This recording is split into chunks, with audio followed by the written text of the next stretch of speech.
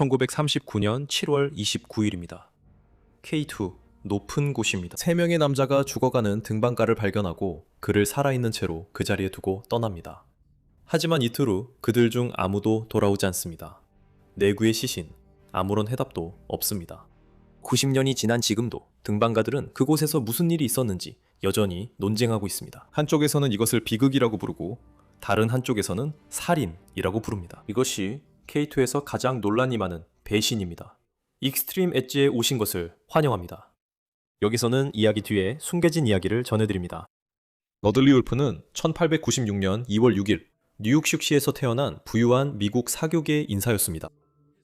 그의 아버지는 귀족 출신과 인도에서 호랑이를 사냥하며 여행한 이야기를 지어내는 것으로 유명한 커피 수입장이었습니다.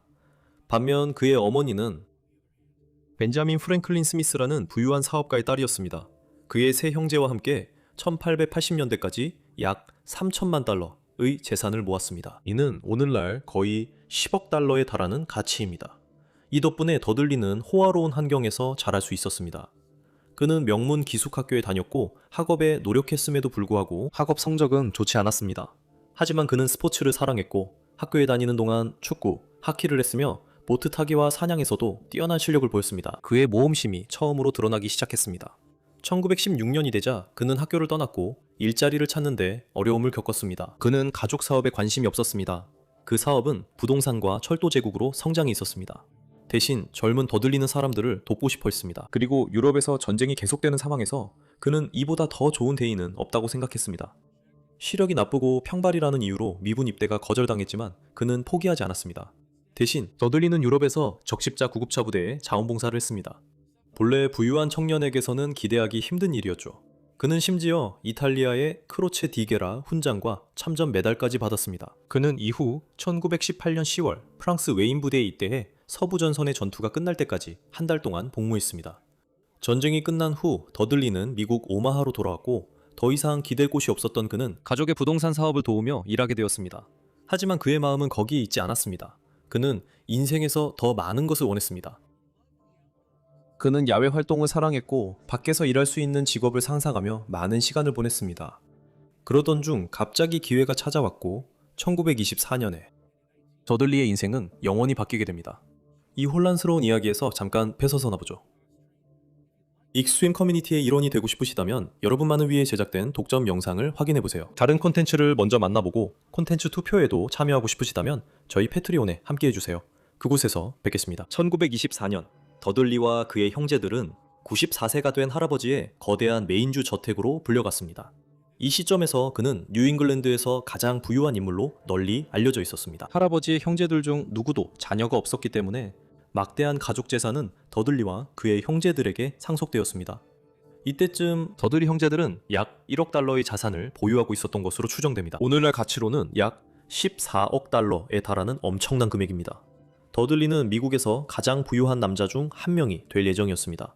더 이상 그는 일할 필요가 없었습니다. 그는 이제 자신이 사랑하는 일을 하며 시간을 보낼 수 있었습니다. 하지만 이상하게도 그는 하버드 대학교에 지원하기로 결정했습니다. 학문적인 자격이 전혀 없었음에도 불구하고 더들리는 놀랍게도 1925년에 합격했습니다. 하버드에 다니는 동안 그는 자신의 진정한 열정 중 하나가 될 요트 경주를 탐구하기 시작했습니다. 이때부터 극한을 추구하는 성향이 분명해졌습니다. 그 후 몇 년 동안 그는 대서양의 망망대해를 가로지르며 수없이 많은 시간을 요트 경주에 쏟았고 브루클린 요트클럽의 딥시 챌린지컵에서도 우승했습니다. 그는 1929년에 모호크라는 이름의 60피트짜리 스쿠너를 주문 제작했고 60피트 요트로 대서양을 횡단 경주한 최초의 인물이 되었습니다. 그는 킹 앤 퀸스 컵 클래식에 참가해 훨씬 더 큰 배들과 경쟁하며 2위를 차지했습니다. 하버드 대학을 졸업한 뒤 더들리 역시 다시 한번 인생의 갈림길에 서게 되었습니다. 요트 경주에 대한 그의 사랑은 예전 같지 않았고 자신이 속한 사교계에도 실증을 느끼게 되었습니다. 이로 인해 더들리는 유럽으로 이주하게 되었습니다. 그곳에서 그는 등산과 스키를 시작했습니다. 더들리는 스키에 천부적인 소질이 있었습니다. 그는 거의 매일 연습하며 일상생활의 스트레스를 해소하는 방법으로 스키를 즐겼습니다. 시간이 지나면서 그는 알프스를 활강하는 실력으로 유명해졌고 심지어 몽블랑 산계를 스키로 횡단하기도 했습니다. 동시에 그는 등반도 시작했습니다. 하지만 그는 이 스포츠의 기술적인 측면이 어렵다는 것을 알게 되었습니다. 부유함과 모험심에도 불구하고 그는 온화하고 명랑하며 다소 수줍음이 많은 사람으로 묘사되었습니다. 하지만 이것이 그가 진정한 사랑을 찾는 것을 막지는 못했습니다. 1934년 그는 뛰어난 스키어이자 야외 활동을 좋아하는 앨리스 블레인 댐노슈와 결혼했습니다. 마치 두 사람이 서로를 위해 태어난 것처럼 보였습니다. 이쯤 되면 여러분은 궁금해하실 겁니다. 어떻게 부유하고 요트를 소유한 경험이 부족한 등산가가 지구상에서 가장 위험한 산의 데스존에서 길을 잃게 되었을까요? 우리 이야기의 이 부분은 결혼 4년째인 1938년 초에 시작됩니다. 어느 저녁 더들리와 그의 아내는 맨해튼의 고급스러운 핍스 애비뉴 아파트로 많은 사람들을 초대해 유럽에서 스키와 등반을 하며 찍은 슬라이드를 자랑했습니다. 마침 독일계 미국인 등산가 프리츠 바이스너도 초대받았습니다. 1년 전만 해도 프리츠는 아메리칸 알파인 클럽에서 연설을 했었죠. 그곳에서 그는 K2를 최초로 등반하기 위한 원정대를 조직하겠다는 대담한 계획을 밝혔습니다. 프리츠는 이 원정에 자금을 마련하는 것이 쉽지 않을 것임을 알고 있었습니다. 1938년 당시 미국 경제가 좋지 않았기 때문이죠. 그래서 그는 가짜 비용을 부담할 수 있는 등반가들을 찾아야 했습니다. 당시 모든 비용을 합치면 1인당 약 17,500달러가 들었습니다. 이는 오늘날 무려 30만 9천 달러에 해당하는 금액입니다. 프리츠가 더들리의 아파트에서 그와 대화를 나눴을 때 그는 곧 자신이 운이 좋다는 것을 깨달았습니다. 더들리는 고지대에서의 경험이 전혀 없었음에도 불구하고 세계에서 두 번째로 높은 산을 등반한다는 아이디어에 즉시 매료되었습니다. 하지만 경험 부족은 그의 인생에서 다른 목표를 이루는데 결코 장애물이 된 적이 없었습니다. 결국 아무런 자격 없이 하버드에 입학하고 요트 경주를 하며 대서양을 횡단한 적도 있었으니까요. 산을 오르는 건 쉬울 거라고 생각했겠죠. 그렇죠? 채널의 오랜 시청자라면 알겠지만 세계에서 가장 높은 산 중 하나를 오르는 건 결코 쉬운 일이 아닙니다. 히말라야의 어떤 봉우리를 오르든 그게 가장 높은 산이든 아니든 알프스 산맥을 오르는 것과는 완전히 다릅니다. 이 시점에서 세계의 8,000m급 봉우리 중 어느 곳도 아직 등정된 적이 없었고 K2 자체는 인간이 마주할 수 있는 가장 큰 도전 중 하나로 남아 있었습니다. 해발 28,251피트가 넘는 높이로 우뚝 솟아있는 이 산은 크기 면에서 에베레스트 산에만 비춰집니다. 하지만 약간 더 낮음에도 불구하고 오늘날 K2는 훨씬 더 위험한 산으로 여겨집니다. K2는 극도의 가파름, 수천 미터에 달하는 기술적인 암벽과 빙벽 등반, 그리고 언제든지 닥칠 수 있는 눈보라, 낙서, 그리고 눈사태의 위험으로 악명이 높습니다. 더들리에게 그는 극한 등반의 이런 면을 거의 경험해보지 못했기 때문에 원정을 살아남으려면 그 어느 때보다 더 열심히 훈련해야 했습니다. 프리츠의 경우 그의 마음을 바꿀 수는 없었습니다. 그는 더들리의 재정적 지원이 필요했습니다. 이것은 8,000m급 봉우리, 정상에 최초로 미국인을 오르게 하겠다는 그의 목표를 이루는데 중요한 부분이었습니다. 그 당시 프리츠는 더들리를 포함시키기로 한 자신의 결정이 팀과 백만장자 모두를 위험에 빠뜨릴 수 있다는 것을 알고 있었을 것입니다. 하지만 한편으로 인생의 가장 큰 보상은 종종 상당한 위험을 동반하기도 합니다. 더들리는 학교에서 가장 똑똑한 아이는 아니었지만 멍청하지는 않았습니다. 등반을 준비하면서 그는 1939년 봄에 몽블랑과 PS 파울로 정상에 오르려고 시도했습니다. 하지만 그는 가이드의 도움에도 불구하고 두 번의 등반 모두 처참하게 실패했습니다. 상황은 좋지 않아 보였지만 더들리는 여전히 동기부여가 되어 있었고 이것이 단지 작은 좌절일 뿐이라고 믿었습니다. 그리고 자신의 힘과 의지만으로 어떤 등반가도 가보지 못한 곳 K2 정상에 오를 수 있을 거라고 믿었습니다. 3월 2 되자 더들리는 영국에서 프리츠를 만났습니다. 그곳에서 그들은 원정에 필요한 모든 장비를 사기 시작했습니다. 더들리는 돈이 많았고 비용을 아끼지 않았습니다. 그들은 당시 구할 수 있는 최고의 장비를 샀는데 무거운 텐트, 에어 매트리스, 스토브 등이 포함되어 있었습니다. 딩박힌 등산화와 침낭도 샀습니다. 음식으로는 건조식품, 우유, 과일, 채소를 넉넉히 준비했습니다. 하지만 등반 중에 그들이 섭취할 대부분의 에너지는 통조림과 건조 육류에서 나왔습니다. 프리츠와 더들리 외에도 4명의 등반가가 팀에 합류했는데 잭 듀런스, 채펠 크랜머, 조지 셜던, 그리고 부팀장 역할을 맡은 토니 크로멜이었습니다. 토니는 또 다른 부유한 인물로 따로 직업이 필요하지 않았습니다. 더들리와 달리 토니는 세계 곳곳의 산을 오르며 시간을 보냈고 프리츠에게 완벽한 동료였습니다. 팀은 9명의 셰르파와 더 많은 포터들을 고용했고 함께 불가능해 보이는 K2 등정을 시도하게 됩니다. 1939년 3월 29일 더들리는 제노바에서 나머지 팀원들과 합류해 SS 쿤테 비앙카마노에 탑승했습니다. 이 배는 그들을 인도 봄베이로 데려다줄 예정이었습니다. 이것이 6개월간의 원정의 시작이자 역사를 만드는 첫걸음이었습니다. 여기서부터 팀은 40시간에 걸친 긴 기차 여행을 통해 라왈핀디에 도착했고 이후 2대의 자동차를 타고 카슈미르 계곡의 스리나가르로 이동했습니다. 4월 말이 되자 등반가들은 셰르파들과 포터들을 만났습니다. 하지만 20세기, 당시에는 산으로 가는 도로가 없었습니다. 대신 더들리와 팀은 K2의 기슭에 도달하기 위해 330마일이 넘는 거리를 도보와 말을 타고 이동해야 했습니다. 그들이 걸어서 그리고 말을 타고 이동하는 동안 서양인들에게는 마치 다른 세상처럼 느껴졌을 것입니다. 이 점은 토니의 기록에서 분명하게 드러납니다. 그는 이곳은 정말로 황량하고 척박한 땅입니다. 이곳 주민들이 어떻게 살아가는지에 대해 저는 끊임없는 감탄과 경이로움을 느낍니다. 라고 썼습니다. 언덕에는 식생이 전혀 없고 오직 관계된 충적 산상지에만 식물이 존재합니다. 길 위에서 한 달 동안 매일같이 하이킹을 하며 여들릴은 마침내 5월 말에 처음으로 K2를 목격했습니다. 그는 기분이 좋아진 채로 나머지 팀원들과 함께 곧 해발 16,500피트의 베이스 캠프를 세웠습니다. 다음은 그들이 이곳에 온 진짜 이유인 산을 오르는 힘든 과정이었습니다. 거의 즉시 체펠 크랜머가 심하게 아프게 되면서 팀은 큰 타격을 입었습니다. 잭은 거의 의학적 훈련이 없었음에도 불구하고 그를 치료했고 2시간 넘게 인공호흡까지 해주었습니다. 이것이 그의 생명을 구한 것으로 보입니다. 그래서 그들은 아직 베이스 캠프를 벗어나기도 전에 한 명이 빠지게 되었고 시간은 계속 흐르고 있었습니다. 등반 가능한 기간 안에 정상에 오르고 싶다면 걱정은 잠시 접어두고 진전을 내기 시작해야 했습니다. 다음 한 달 동안 더들리와 다른 이들은 산에 적응하기 위해 최선을 다했습니다. 그들은 700파운드가 넘는 물자를 1캠프까지 끌어올렸습니다. 여기서부터 그들은 계속해서 물자를 이 캠프로 옮겼는데 이곳은 주요 저지대, 보급지 역할을 했습니다. 최대한 많이 쌓였을 때는 0.5미톤이 넘는 물자가 그곳에 저장되어 있었습니다. 모든 것이 더들리에게 순조롭게 보였습니다. 그는 원정 초기 단계에서는 잘 버텼지만 본격적으로 등반을 시작하자 상황이 달라졌습니다. 그의 경험 부족이 드러나기 시작했습니다. 그리고 다른 등반가들 중 일부는 그의 서투름이 자신들을 위험에 빠뜨렸다고 주장하기 시작했습니다.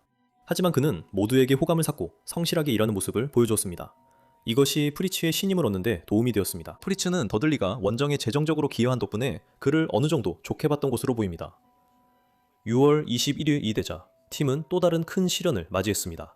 심각한 눈보라가 산을 덮친 것입니다. 기온은 화씨 영하 2도까지 급락했고 팀은 일주일 넘게 캠프 사에 갇혀 있었습니다. 이로 인해 다른 등반가들이 받은 정신적 충격은 엄청났습니다. 제 말은 안풍이 텐트를 때리는 가운데 할 일도 거의 없이 춥고 황량한 산 위에 갇혀 있다고 상상해 보실 수 있겠습니까? 많은 사람들이 6월 29일 폭풍이 갑자기 끝난 후 이것이 집으로 돌아가라는 신호인지 궁금해했을 것입니다. 하지만 나머지 팀원들과 달리 더들리와 프리츠는 여전히 의욕을 잃지 않고 팀원들을 격려하며 계속 나아가도록 도왔습니다.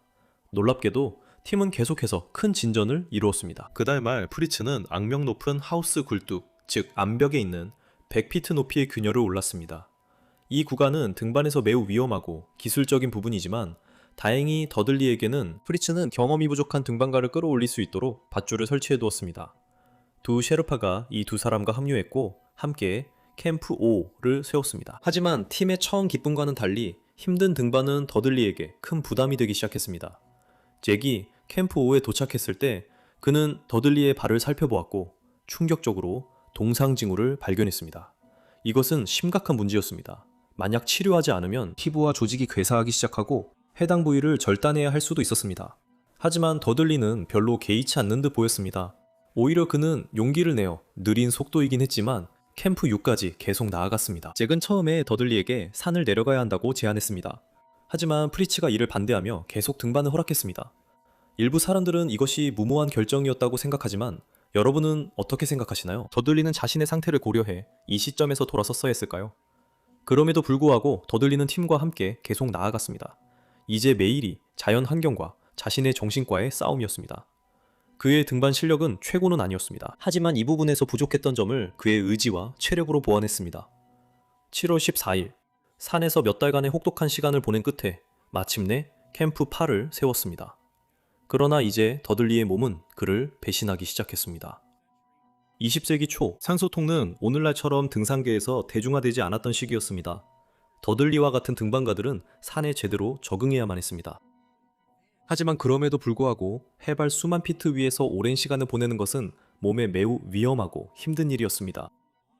이 시점에서 더들리와 프리츠는 이미 22,000피트 이상의 고도에서 무려 3주나 보냈습니다.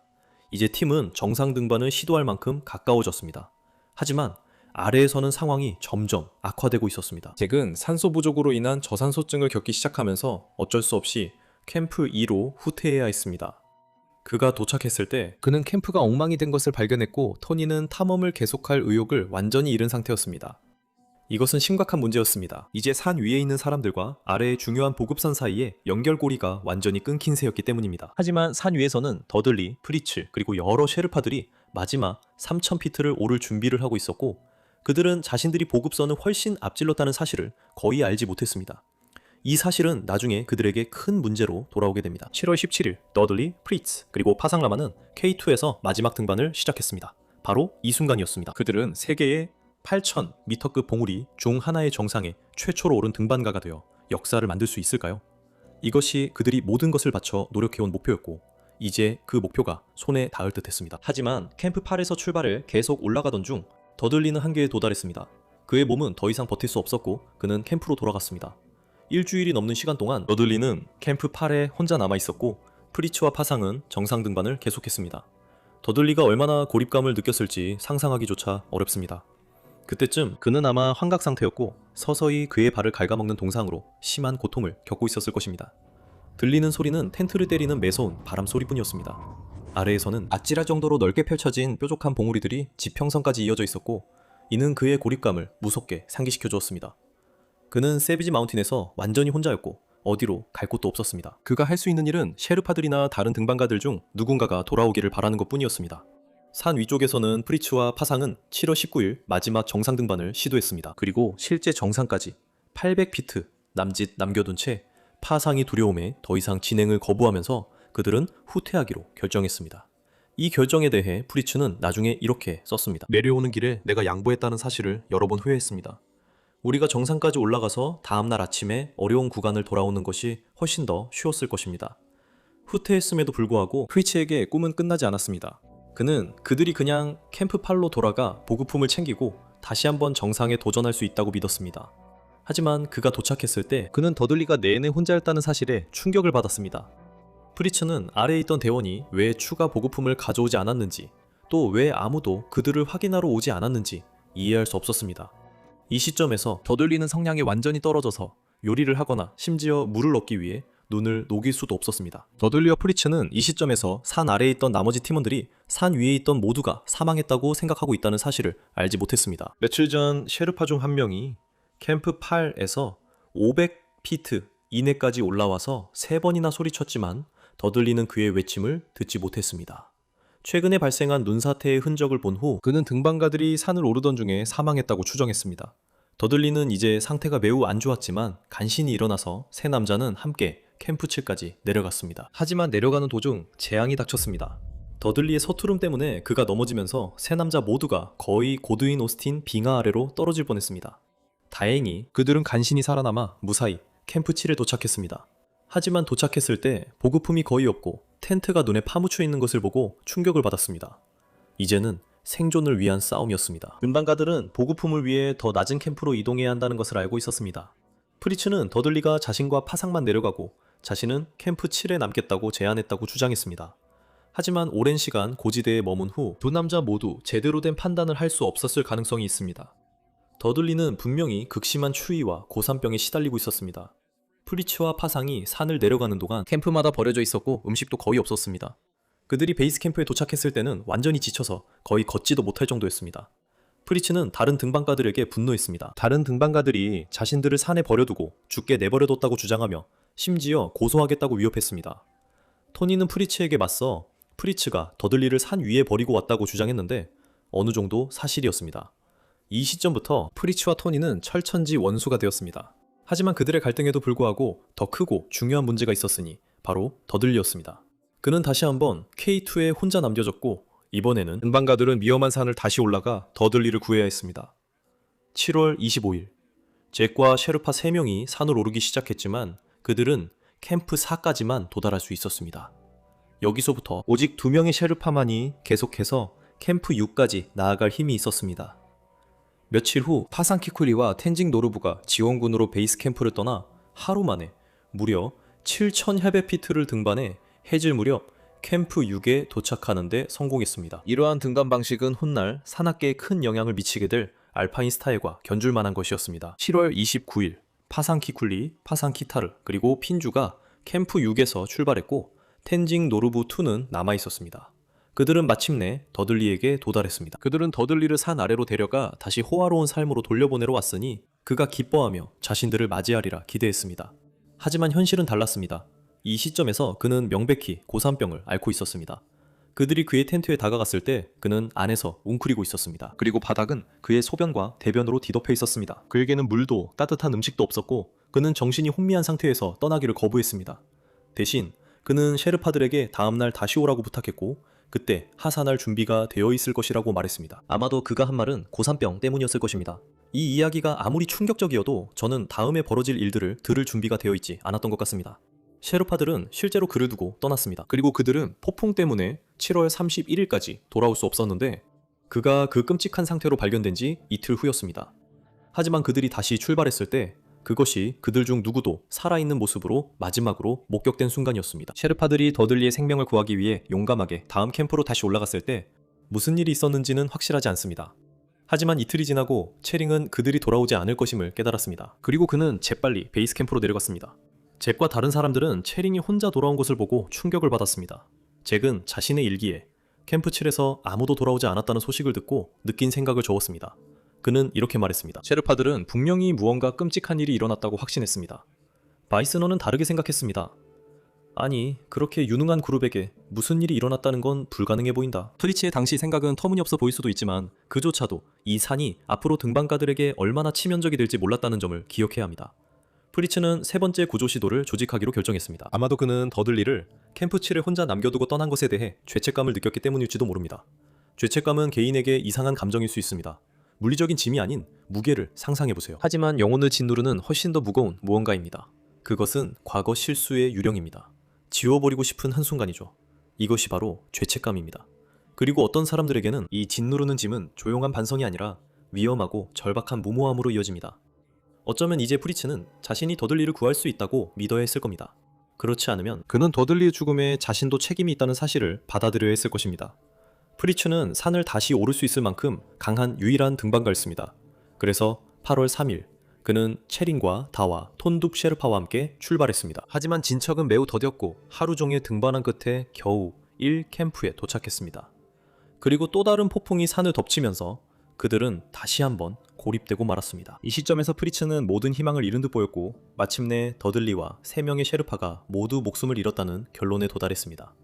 그들이 할 수 있는 일은 더 이상 없었습니다. 그래서 프리츠는 베이스 캠프로 돌아가기로 결정했습니다. 그들이 도착했을 때 그들은 처참한 상태였습니다. 남자들은 챙길 수 있는 것들을 챙겨 긴 여정을 시작해 스리나가르로 돌아가기 시작했습니다. 프리츠가 마주해야 할 곳이었습니다. 수많은 논란 중 첫 번째는 그가 더들리의 죽음뿐 아니라 더 나아가 3명의 셰르파의 죽음에도 책임이 있다는 주장이었습니다. 이 생각은 토니가 강하게 주장했습니다.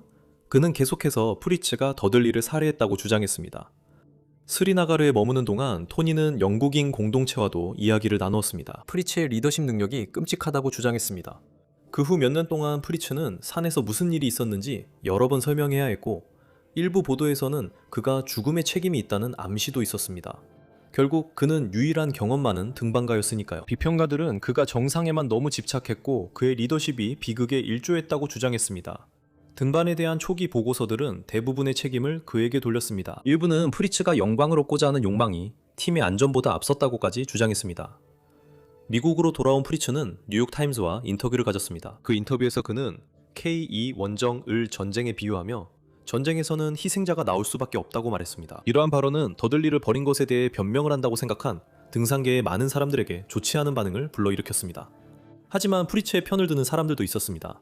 돌이켜보면 정말 어려운 상황이었습니다. 한편으로는 리더로서의 책임이 있고 다른 한편으로는 고산 등반에 내목한 현실이 있습니다. 이것이 강소한 위험이 잘못된 결과로 이어진 것인지 아니면 판단력의 실수였는지 알 수 없습니다.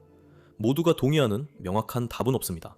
이 논쟁은 수십 년 동안 계속되었습니다. 어떤 사람들은 프리츠 바이스너를 한계에 도전한 영웅으로 보았고 또 다른 사람들은 그를 팀원을 희생시킨 무모한 리더로 보았습니다. 더들리 우프의 죽음이라는 비극은 K2 등반 역사에서 여전히 어두운 한 장으로 남아있으며 프리츠의 책임에 대한 논의는 오늘날까지도 이어지고 있습니다. 오늘날 우리가 아는 한 가지는 그 탐험에서 누군가가 살아 돌아왔다는 것 자체가 놀랍다는 사실입니다. 수십 년이 흐르면서 인간은 에베레스트, 칸첸중가, 로체와 같은 세계에서 가장 높은 산들의 정상에 오르게 되었고 K2 자체는 특히 위험한 산으로 두드러졌습니다.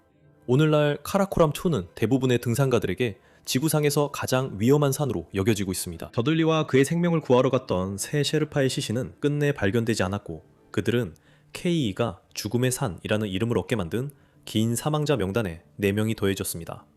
시청해주셔서 감사합니다. 다음 영상에서 뵙겠습니다. 항상 담대하게 용감하게 살아가세요.